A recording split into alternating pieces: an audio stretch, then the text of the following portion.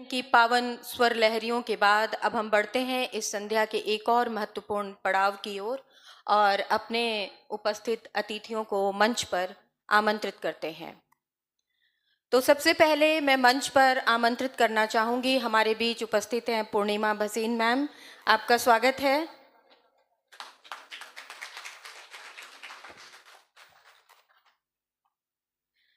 मैं मंच पर आमंत्रित करना चाहूंगी सीमा नयन जी को।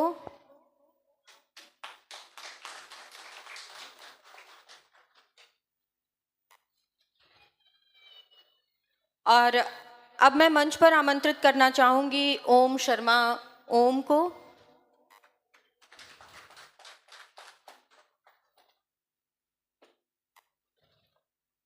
और हमारे बीच प्रयागराज से आमंत्रित हैं अफजल इलाहाबादी, आपका स्वागत है।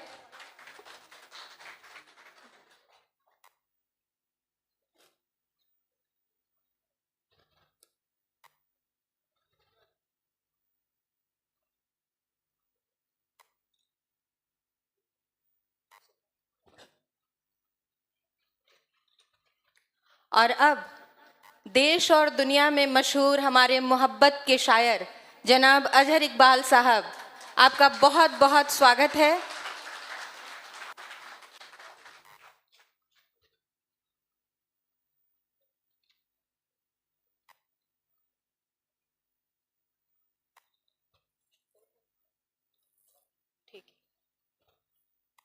आप सभी सम्मानित अतिथियों का इस साहित्यिक संध्या में एक बार फिर से हृदय से स्वागत और अभिनंदन।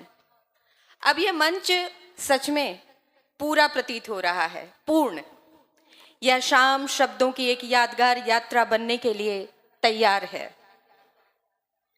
दीपक की लौ से शुरू हुई ये शाम अब अल्फाजों की रोशनी में ढलने को तैयार है।